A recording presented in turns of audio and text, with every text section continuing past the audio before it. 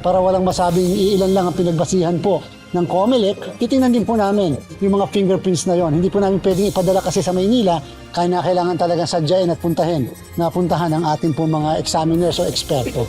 Inaasahang matatapos na sa susunod na linggo ang investigasyon ng Commission on Elections Fact-Finding Team kay suspended Bamban Mayor Alice Go.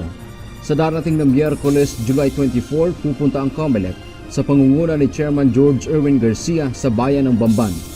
Ayon kay Garcia, susuriin ng komisyon ang fingerprints ni Mayor Go doon noong 2022 national and local elections at 2023 barangay at sangguniang kabataan elections o BSKE.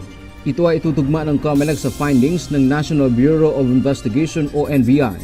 Nilinaw ng COMELEC na hindi ito pagbibigay ng espesyal na atensyon sa kaso ni Go, kundi para maresolba ang isyu ng posibleng pagsisinungaling nito sa kanyang Certificate of Candidacy o COC.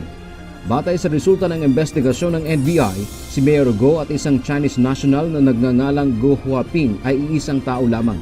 Tiniyak ni Chairman Garcia na bibigyan nila ng due process ang alkalde. Kapag po ang isang tao nagsabi na siya ay Filipino citizen at siya naman pala ay hindi, halimbawa, yan po yung misrepresentation. Ang isang tao nagsabi na siya ay nasa tamang edad doon sa posisyon na kanyang tinatakbuhan, yun naman pala ay hindi. O yan po ay misrepresentation. So, yan po ay mga pagsisinungaling na may relasyon mismo sa kwalifikasyon sa opisina.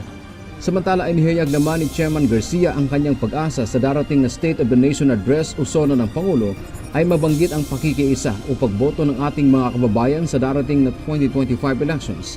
Mahalagaan niya ang partisipasyon ng mga botante hindi lang para sa demokrasya kundi kung sino ang mga nararapat uupo sa pwesto at hinahangad na mabuti para sa bansa.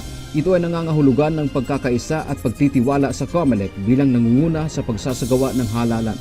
Kahit man lang isang statement na magsasabing ang Pilipino dapat mag-participate sa 2025 elections. Huwag sasayangin ang boto ng bawat isa. Binigyang diin ng komisyon kahit pa may mga aligasyon na ibinabato sa kanila ay hindi sila papaapekto dahil tiyak na sila rin ang masisisi kapag nagkaroon ng problema sa parating na halalan. Dante Amento, UNTV, News and Rescue. Diyos ang aming sandigan, serbisyo publiko ang aming pinahahalagahan.